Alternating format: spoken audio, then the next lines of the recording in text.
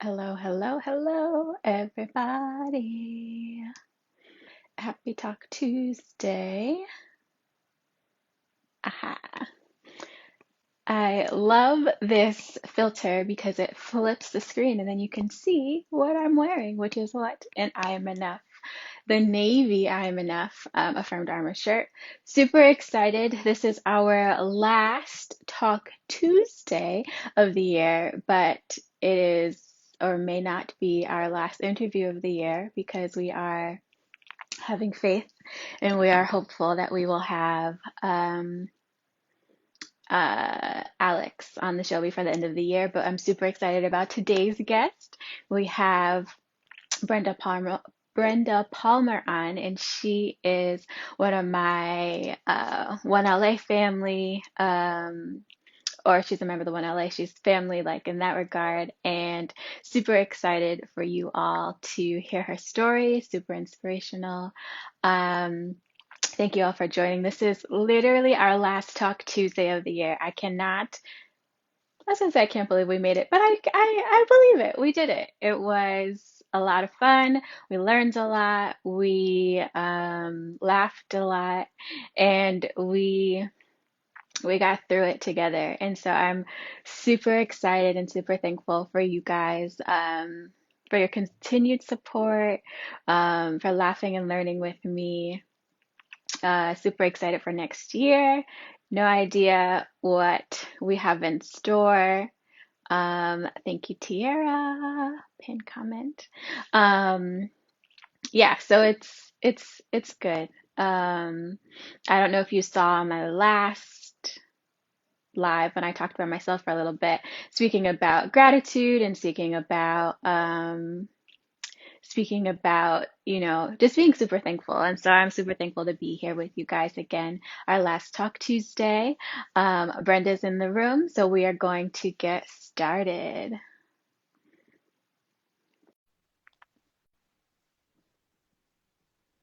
Hey, East Coast love.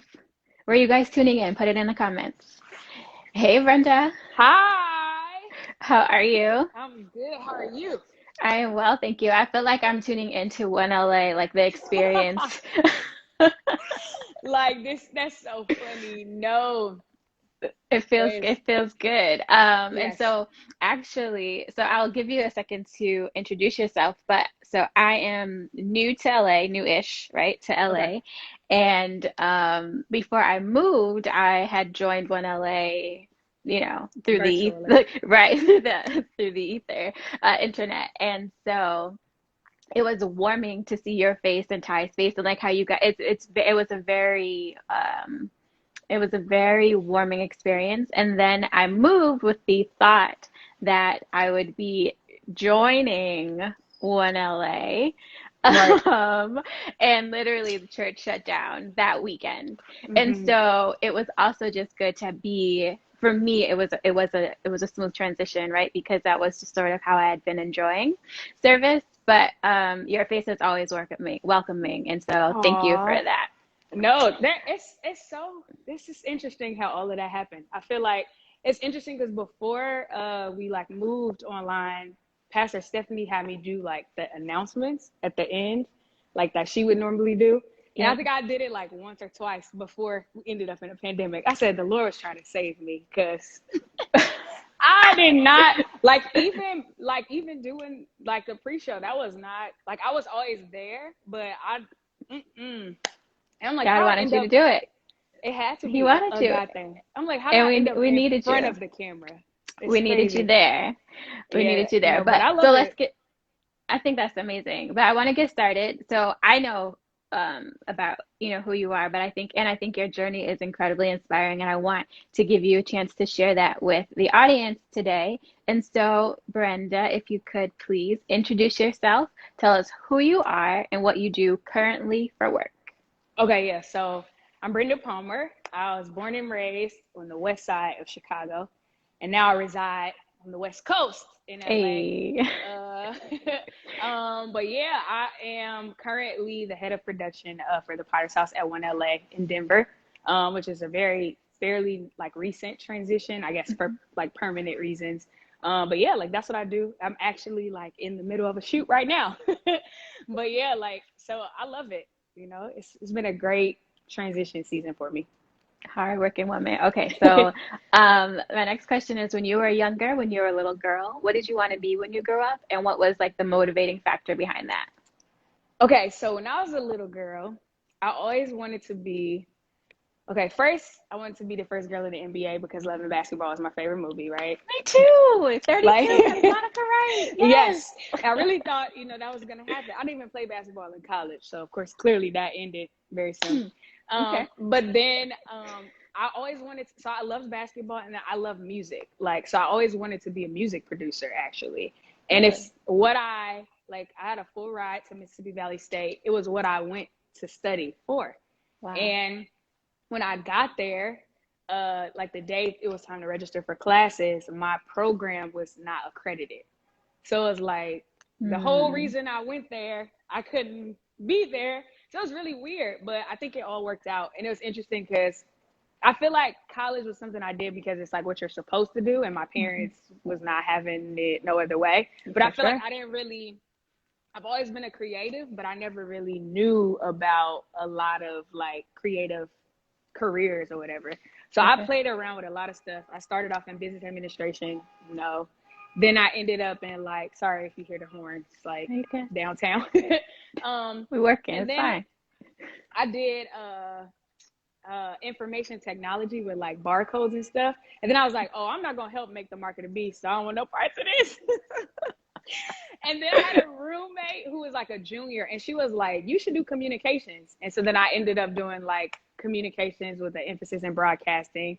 And one of Okay. my professors was went to Syracuse. She's a Syracuse alum, and she would Hmm. talk about Syracuse all the time. So I went there for grad school, and I studied production. And so like I Okay. feel like the Lord's plan worked out. Yeah, absolutely. And so when you were younger, what did success look like? What did you think it meant to be successful? It's interesting because growing up, like I feel like I've always been like an artsy kid, like super creative. Like I always did I dance, like I did a lot of stuff as a kid. And my mom like worked in the mortgage like field, like title, like houses and closings and stuff. And I would always Okay. go to work with her. And Uh-huh. I always knew I didn't want to do that. Mm. But the crazy thing is that like my mom literally loves that. Like that's really what she loves to do. Hmm. Like my mom is like 68 and she will tomorrow go and be a contract closer because it's just what she loves to do. Yeah. And so I feel like as a kid, success to me just looked like being happy, like loving what you do. And my mom always told me, she was like, always do what makes you happy. Like don't ever work for a check, don't ever work for money, like do what makes you happy. And so I feel like for me, like I've always seen my parents do that. Like enjoy work, but success is like being able to like love it and not just Yeah. do it because you have to. That's amazing. Thank you for sharing that. And I do think that's very important. And I'm so happy that you were able to notice that and that that's what your parents instilled in you at a young age. Because a lot of times people align their success to um, monetary things or Mm-hmm. materialistic things. And then throughout their path, sort of realize that you can have success and have, you know, nice things or things Yeah. of that nature. But most times people say it's their peace or finding happiness. So that's so cool that you were able to have that experience from a young age. Um, so you went to school for broadcasting or production with a minor or concentration. Oh, so Um, no, I went to undergrad, it was mass yep, comm with broadcasting. Then I went to yep. graduate school and I studied like television, radio, and film at Syracuse. So when did you decide that it was time for you to move to Los Angeles? you know, so I finished grad school in like 2014, and that is like when I wanted to move to LA. Like I had interviews lined up at like um Radical Media, which they're like a Mm, music production company. Like I had emailed them. I had things like lined up. And then like I was gonna stay with my aunt and uncle that I didn't even know, but they were like gonna let me live with them. yep. And so like in 2014, I was like on my way. And then stuff started falling apart like little Mm, by little. And I'm like, oh, so first, like I finished school in May. I was like, oh, I'll move in June. Then I was like, oh, like I got time. Like I'll just move in August. And then August turned into like God saying no. And it's like as bad as I wanted to go, it's just like I didn't like. I always know I wasn't built to like live in my car, or like I just Mm. knew that wasn't going to be It part of wasn't my gonna be a story because testimony. Yeah. it can't be me. And so Mm-hmm. I was just I like, get yo, it. I really like I want if like moving to LA is my dream, but like I wanted God to bless it. And it's Mm-hmm. crazy because like in hindsight, I'm so happy I didn't come like in 2014. Like I wasn't. I mean, I'm a PK, so I'm a church kid. I've Mm-hmm. been in church all my life, but I feel like I was still like, how we play Trying to the figure it out. field. We like, Trying to figure it out. I think I'm for Jesus, but I don't know if I'm really, you know what I'm saying? And I feel like I wouldn't have been able to make all the right choices. And I think I Mm. wasn't mature enough. And I think there was like some growing that I needed to do. Mm-hmm. And so then that was 2014. But then it's crazy because even once I finally settled in it, like I had to settle in it because there was a part of me that was like, in Chicago, understanding that that's where God wanted me to be. But in my mind, I was in LA. Like I was trying to Yeah. figure out how all my classmates who I knew didn't love Jesus was like flourishing. And I'm in Chicago, like, That's so oh, real. they're on a red carpet. I'm in Chicago. Like I'm trying to figure it out. And so it's more so Mm-hmm. like surrendering and submitting to like, okay, God, like if this is where you want me to be, there's obviously something I need to learn here. So I'm gonna just sit in it. And the moment I did, I like 2 years went by and I got like maybe 4 years and I got comfortable, right? I was just Oh, like, wow. I'm just like, okay, God, like, I don't even think like LA's in the thing. Like I was working at a church at the time. I was like, I feel like going further into ministry. And I was like, cool, like this is my life. Like I'm settled in it.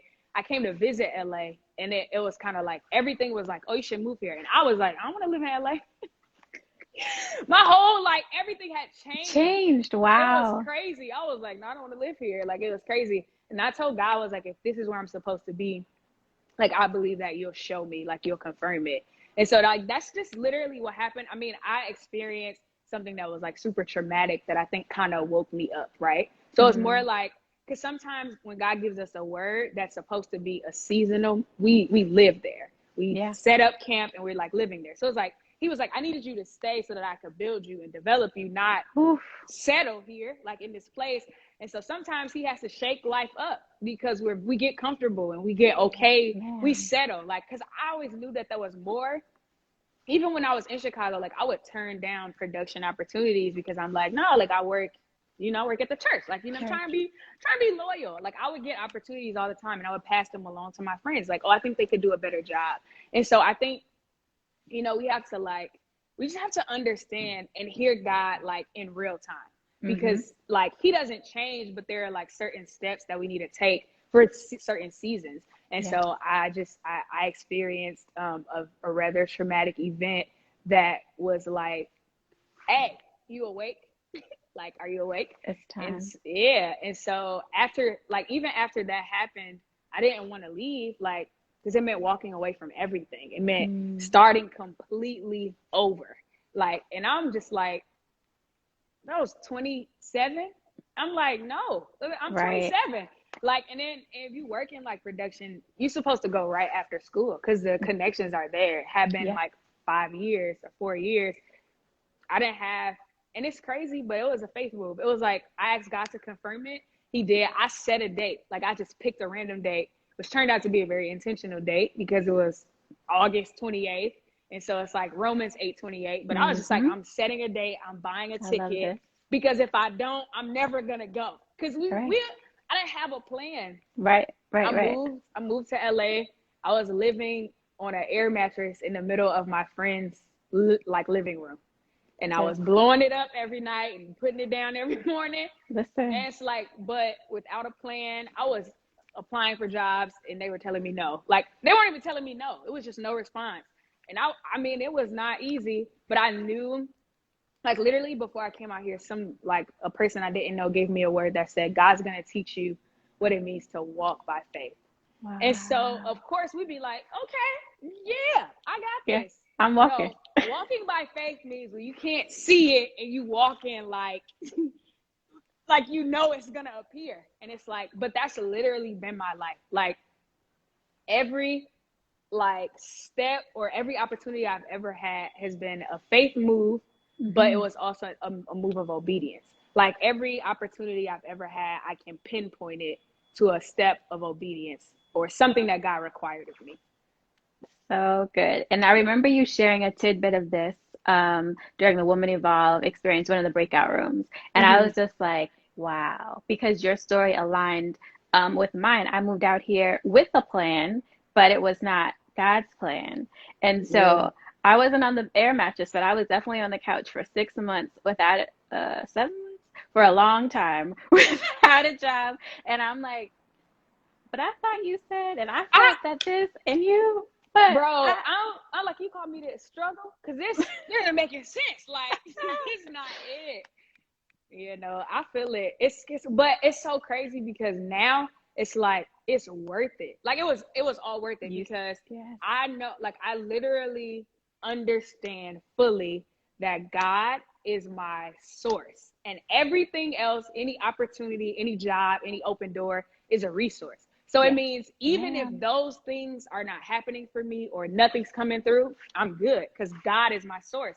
And I think that's something you have to be able to like take in, especially in LA, because sometimes it's dry. Like it's Yes. dry. I'm like I'm a producer. So is 1,500 other people. You know what I'm Yeah. saying? So it's like you have to be able to trust. Like, okay, God, you are calling me here, so you have a plan. And oftentimes it means just like chilling out, like relaxing, and just being like, okay, like there's just this sense of rest when Yes. it's Being like, able to okay, level set. Yeah. yeah, you just gotta rest in it. It's like, okay, this is your move. This is your move, and I'm gonna just trust it and roll with it. And I'm telling you, it's like the step of obedience is what unlocks things. Like I've literally seen it So much things. Wow. Okay, so that's a quotable. Thank happen. you for that. Yes, no, this is so good. So I know that your faith is super important to you. It's important to me. And so I want to know, I don't want to say beyond that, but Hmm. how do you motivate yourself? Especially in like when you were going through those dark periods or, trying times. Ooh, okay. So beyond my faith, I think two things. I think community is important. Um, Hmm. and I think for me, it was really important because I experienced like some deep hurt, right? And I was like carrying like the sense of rejection and like anger and not really feeling like I could trust anybody. Hmm. And I saw God, but like I started to trust God, right? Like I remember when I first moved out here, my friend would like take me places so that I could meet people, and I would literally like be on the couch or in a corner like on my phone. Like I just was Hmm. not trying to be engaged with anybody because I didn't want to open myself up to have to experience the level of pain I did again because Hmm. that's what it meant. It That's was like not really hmm about the new people. It was just like I never want to put myself in a position where I feel the same hurt that I experienced because it broke me. hmm And so Yeah. it's just like that's stupid. Like it's like as much sense as it makes, it's like it's stupid. It's like I wasn't meant to be in this life alone. Hmm. And also a lot of my healing and my growth was locked in my community. It was like Hmm. things that like there are at least two friendships that I gained in LA that I know without a doubt were they came straight from God. Like Yeah. literally I encountered God through their friendship. It's like they've made me like a better person. Like I've been able to like grow emotionally because Yes. I'm a G. I'm like I feel you. internalizing I feel you. everything. I don't want to tell nobody nothing. I had a like literally when I moved from my friend's house, I moved into a house with 5 girls. Child, Okay. I don't know what that's about, but it was interesting. But there was Hmm. one I had a roommate. She's literally like my best friend now. But I feel Ah, like love that. God brought us together. Cause Hmm. she like I think I talked about this in one of my podcasts. But I remember like the anniversary of what I had experienced came around, and Hmm. the actual days of it, I was fine. The week later, it hit, and like if you don't have a job, like if life hasn't moved on for you, that moment is so weighty because it's like, man, if this would have never happened, like I wouldn't be experiencing all you like have all of this stuff, and Yeah. I wasn't verbalizing it. It was just sitting on me, and I was in Yes. my bed for a week straight. She knocked on my door every day until I Oh. got up. Like just checking on you. And I didn't even realize I was depressed. I was just, just being Hmm. tired. And so I feel like community is important because you need those people who will like fight for you when you can't fight for yourself. I mean, like for 5 days straight, she knocked on my door until I opened it. And I was like, Yeah. because she's not going to go away. Like, I'm going to check it Right. out. Like, she's not going to stop. And Yeah, then that's it beautiful. went from like watching television. She's like, we could just watch TV, which is something I love to do. And the fact that I hadn't done it in a week, that's weird, bro. Like what's Mm-hmm. going on? Yeah. And so I feel like in moments where you feel like you can't get up, like you need friends to do that. Same thing, like fast forward after that, like I have another friend. I call her my sister. She's like my sister and my mentor. Love that. And literally, like the podcast, like I have bright ideas all the time. I'm like, oh, I think I want to do this, and I think I want to do that, but they just stay like that. I mentioned to her, like, I think I'm gonna start a podcast. Randomly saying it, I'm like leaving her house, and she's like, no, I think you should like really do that. I'm like, Mm-hmm. what? Like, oh, okay, cool, I'll try it. She calls the next morning and was just basically like, God is saying whatever he's putting on your heart, take it serious. And I was Wow. like, oh, that's crazy. So literally life and perspective was birthed through relationship and covenant, because I Love wouldn't that.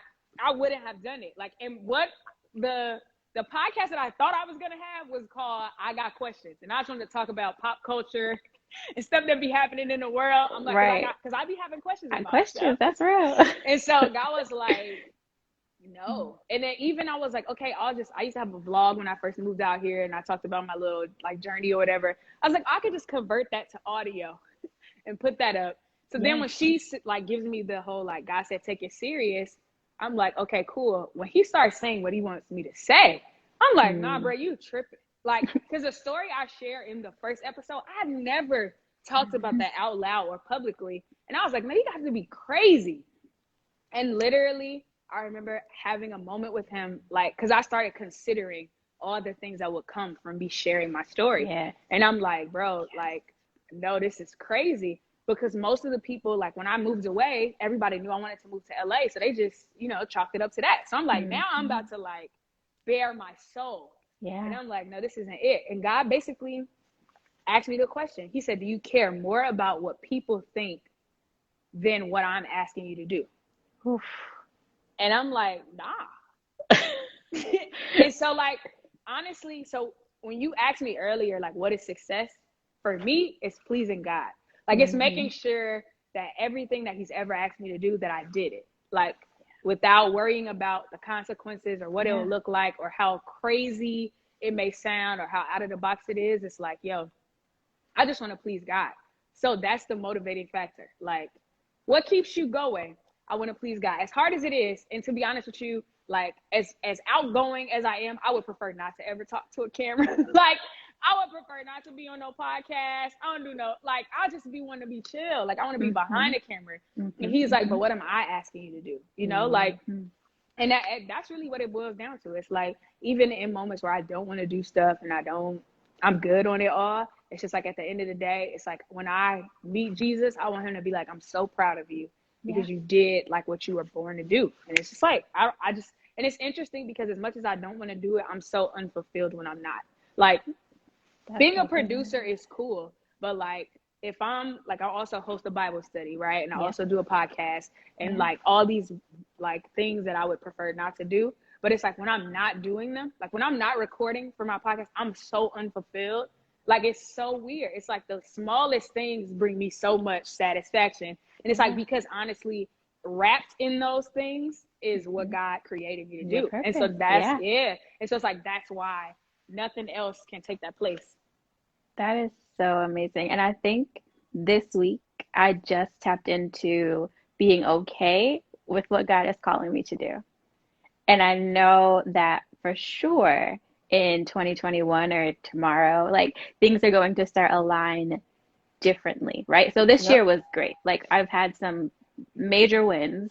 And there was also like the turmoils and things that have happened, but I think I finally locked in to what he's calling me to do. And I think I'm going to be more obedient, right? And so I'm happy that you said that Yo, because it was like confirmation, like, yeah, you're right. I should just do what he says the first time because, no, no. Listen, Ashley, this is what I live by right now today, right? The best plug you could ever have is obedience. Like, obedience is the plug. Like, I have that quote already created. I need to post it on my, but that's literally like, it's legit. that's my new thing. It's like, obedience is the plug because I literally, like the way my life has gone this year, like I can attach every opportunity to a moment where he required, like he asked me to do something. Mm-hmm. And then it's Mm-hmm. like, sometimes the things never relate. Like, Yeah. you know what I'm saying? Like, perfect example. Like, you mentioned Woman Evolve. Bro, that was crazy. But it was all tied to like not just releasing the podcast, but also Mm-hmm. being obedient to like what he was asking me to release, right? Yes. And then it just unlocked like all of these doors. But prior to the podcast, like I went on like a 30-day fast, like a real one. Like it was like the last 7 days was all water. But Oh, in wow. that moment, like there was like this hold like on my voice, because I feel like after I experienced what I experienced, like I shut completely down. So like Mm-hmm. prior to that, I used to lead like a young adult ministry. Like I used to be like talking all the time, like Bible study, that's nothing. Like I can do that, right? Yeah. And then after that, it was just like a complete shutdown. Like even when I first moved to LA, moving here, right, not knowing, I didn't even want to create anything. Like I had Mm. a friend, like the guy I was staying with, he like was working on a short film. He was like, "Oh, you should produce this." I would lay on the couch and be like, "Nah, I'm good." Wow. Like because everything was so tied to it. Yeah. It was like I literally was like bound. And then it's like you have this moment where you start to recognize like, okay, this is the trick of the enemy. Like that was designed to like shut me down and I not walk in purpose and I not walk in who I'm supposed to be. But it was a journey. Like I remember the first day I created something again, or like had the desire to like shoot something. Yeah. But it was like a process, but it all required a step of obedience. And so in that fast that I did at the top of this year, like I can pinpoint the moment. It was like with two other people, and we would pray every morning. And I would be like, bro, I don't want to pray out loud with people. Like, like, bro, Yes. no, I That's don't want so to do tough. this. And Mm-hmm. I remember like that one particular day I prayed and I felt like the stronghold break. Like it's so crazy. But like I shifted into like another person. And I was like, Mm. oh, and the person on the phone was like, she's like, in the spirit, something just broke. And she's like, we can talk about it. Like later in the day, if you guys figure it out. And I knew it was me. And like from that day forward, it was almost like a release and like this boldness and just like this ability to speak. And so So amazing. yeah, and during like we went into the last 7 days was all water. And I remember like the first day, because I had never water fasted in my life. So I was like, this is next level. And Mm-hmm. I remember like I couldn't breathe. Like it was weird, like my breathing was off. And I'm like, okay, like what's this about? So like I started praying about it, and God was Mm-hmm. like, as important as breath is to life, is how important your voice is to the world. Ooh. I said, Father, that's a little Girl. weighty. That is a little weighty. Girl. But it's like, it showed me so many things, because it's like, man, God loves us so much. The extremes that he'll go through to like Mm-hmm. ensure that we get it. And so like, Whew. I think so moments like that, I feel like are things that are locked in every time like I want to give up, or I want to walk away, or I don't feel like doing something. It's like, yo, at the root of it, it's not about me. It's like there are people who are waiting on my mouth to open, that maybe their purpose needs to be unlocked, or maybe they need an extra lifeline to keep going. You know what I'm saying? So it's like, those are things that like make you keep going. Sherelle says we need to pass the offering plate. Girl, I this can't. this is a whole bunch of words. We're at like a couple chapters in right now. Brenda. It's so funny. Woo! Okay, so what is something that I mean, I am full already, but I want to know, what is something that you've learned that you wished you had learned sooner, or something maybe you're still maybe in the process of learning? Hmm. I think, I mean, I feel like it's something I learned, but it's something I'm still embracing, Okay. is that my voice matters. It's like, Mhm. because I really struggle with like, I think because there are so many people who like do like, people talk, people podcast, people make art, like they create, they produce, right? And I think feeling like it don't, like, where does it fit kind of thing, or like Mhm. everybody already does this, like why do I need to do it? Mhm. And so I feel like Mhm. that's a journey that I'm like on every day, like that it matters. And I think what helps me is like moments where I get so many DMs from like people I don't know.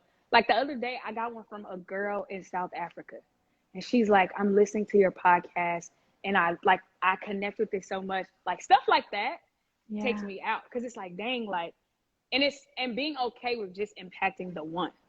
Because I think Mm-hmm. because of the society we live in, we feel like, oh, it got to be 1,000 people on my life before what I do matters. It's like, no, Jesus was after the one, and I'm trying like all I have to do is if it hits one person's heart, if it changes one life, if it keeps one person from committing suicide, if it sends one person to therapy, that's all that matters is the one. And so when I create things, if I make a post, if I share a video, if there's a thought, as long as it hits one, even if the one is sometimes me, because Yeah. sometimes honestly I don't be talking, it be the Holy Spirit, and I'm like, well, I just say like I need to run that back because that was really for me. And so I feel like that's kind of like it's a journey that I'm on. It's just like it completely goes against what society says, right? We're so results driven. And Yeah. as a creative, it's about results too. But I feel like as Mm-hmm. long as one person was touched, first, as long as I was obedient and did what God said. And then secondly, as long as one person, was impacted. And something that like there's a scripture in Ezekiel 37 where it talks about the dry bones. And it's interesting because God had me read that before I released like one of my podcasts, like Mm-hmm. the last one was. And in it, like, so like he tells Ezekiel, like, can these dry bones live? And I'm like, bro, you know that.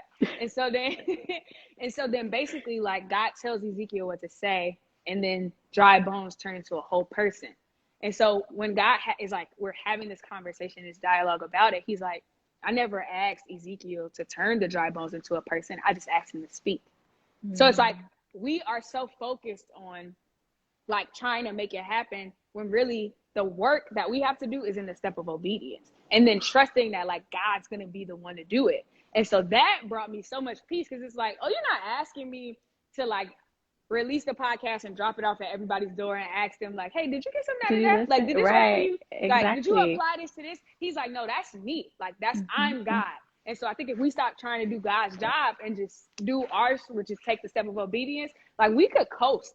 We would be good. Like we would be okay. Because he's like, I'm not asking you to do that. I'm just asking you to obey me. Like, what did I ask you to do? He said, Ezekiel, say this. And at the end of it says, and then they'll know I'm God. And so that's how I've been living. Like I've been going, he's like, Brenda, do this. And then they'll know I'm God. Like not do this, figure out how to make A meet B, like, because that's what we do. That's how we get frustrated, or that's how we become afraid, because we're trying to take a God thing and bring it down to our understanding and work it out. He's like, I'm not asking you to do that. Like, can you just do what I asked you to do? Brenda, It's crazy. Brenda. And I Yeah. think one of the things I want to say, and I want to say this at this point in the interview, because a lot of people, like we talk about the numbers and all that stuff, right? So Mm-hmm. last week we had Devon Franklin, and everyone was just like, "You did it! Like, you done for the rest of the year." And I'm like, "No, I have a show that I produce every week, right? And every week we learn, we laugh, and every week someone says something that's impactful." And Mm-hmm. so I'm so happy that I was obedient to what I was supposed to be doing and that we're having this conversation, because I'm seeing the comments as we're speaking. People are getting confirmations and picking up tidbits. And so I think this is perfect. Like I am so full, just as full as I was last week. And Sherelle's here. Like each episode is so good for their own reasons.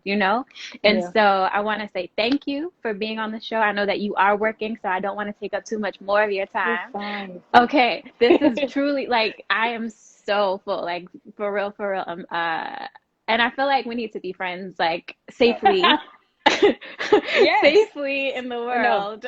absolutely. But I really think that needs to happen. But I'm trying to think. You've already told us what you think success is now. You told us how you got on this path. Tell me, what made you start doing the culture Culture changers, shakers. shakers? Yeah. Okay, yeah. So like when I lived in Chicago, um, I used to have like I used to lead a young adult group, and it was called the Connect Crew, and it's like Connect with the K. It was like my baby, right? Mhm. And it was interesting because when I first started that, I didn't want to do it. I'm never going to do stuff. Like, it's really bad, right?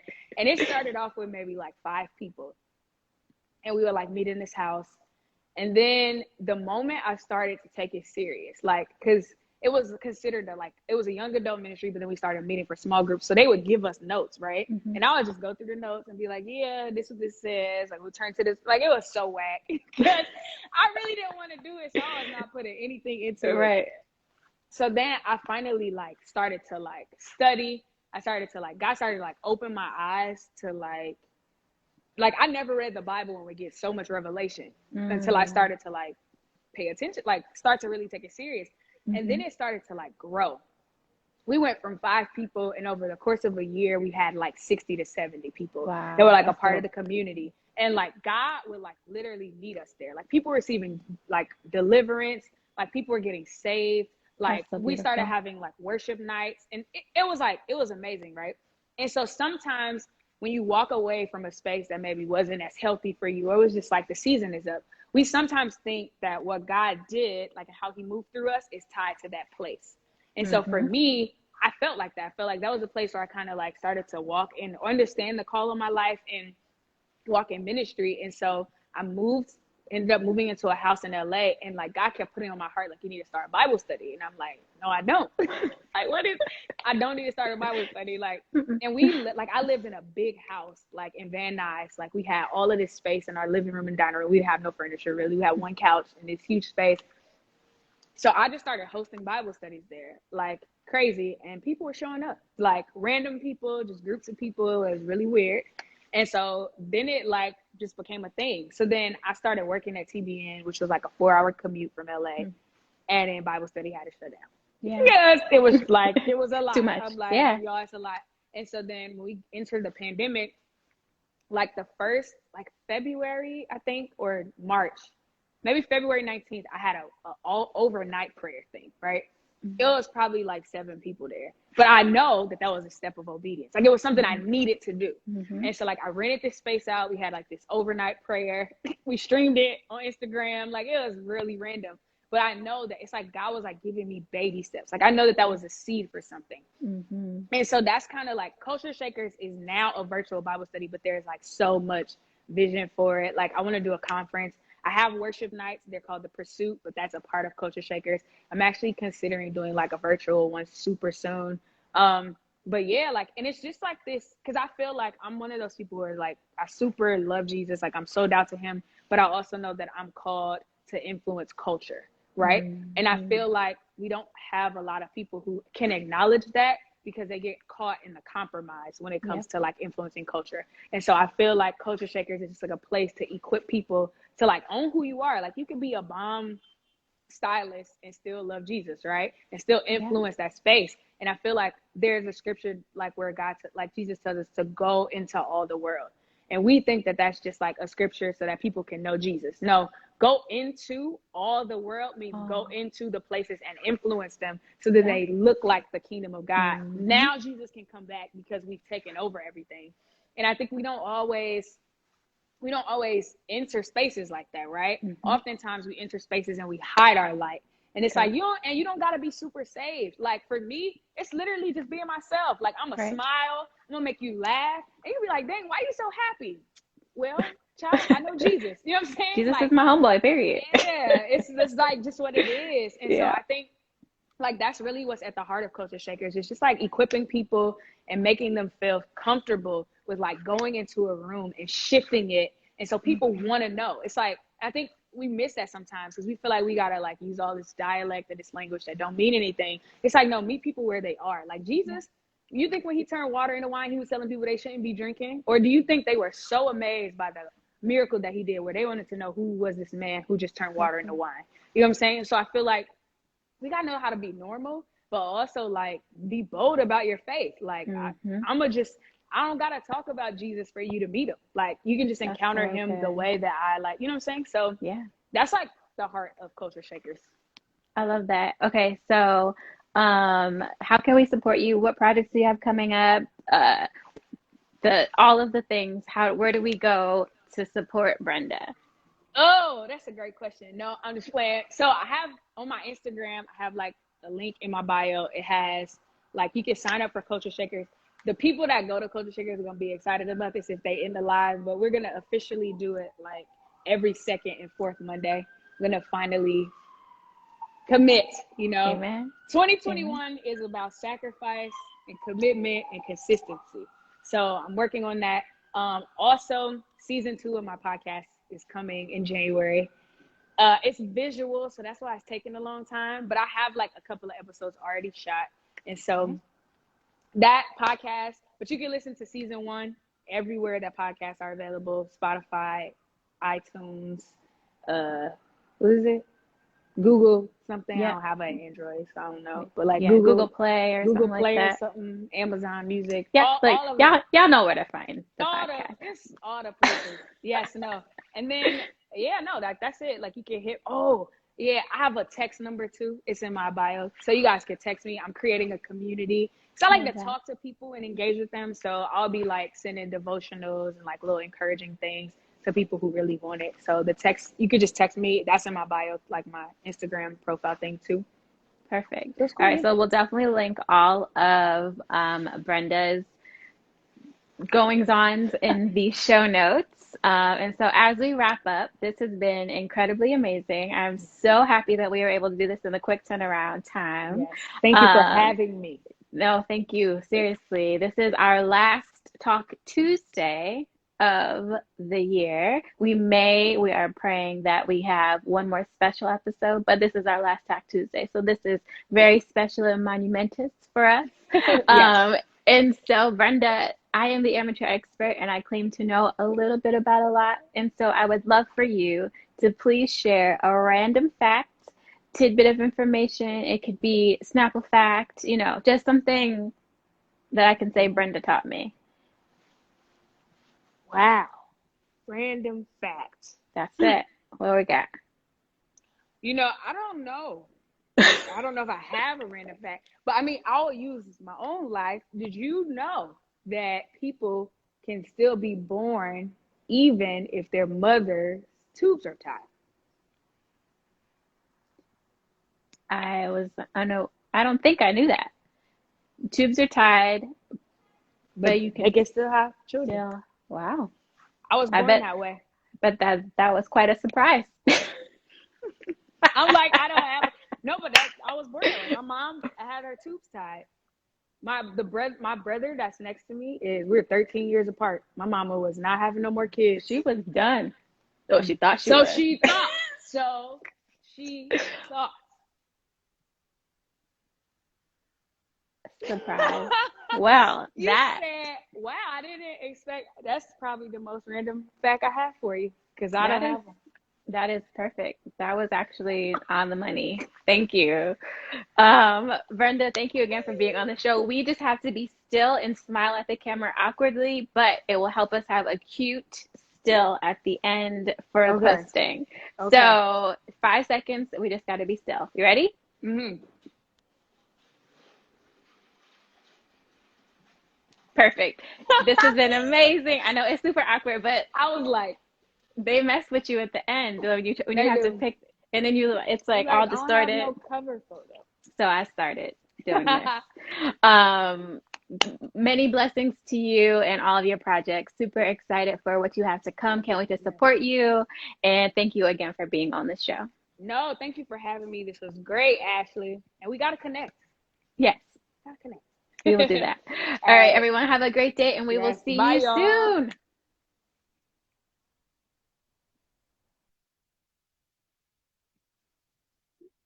See you not see you next year. Because, y'all, I'm really gunning to have Alex on before the end of the year. So this was our last Talk Tuesday. Super thankful that you guys are all here. Please, please, please support Brenda. I will put all of her links in the show notes. You guys can check this out on Apple, Spotify, Google Podcasts, because I just learned that that's what it's called. And it will also be on YouTube. You guys are amazing. I love y'all. Again, we are rocking the Navy I Am Enough Affirmed Armor shirt. It's available online. And yeah, I have to get to a family Zoom. So I love y'all. This has been great. I will see you soon.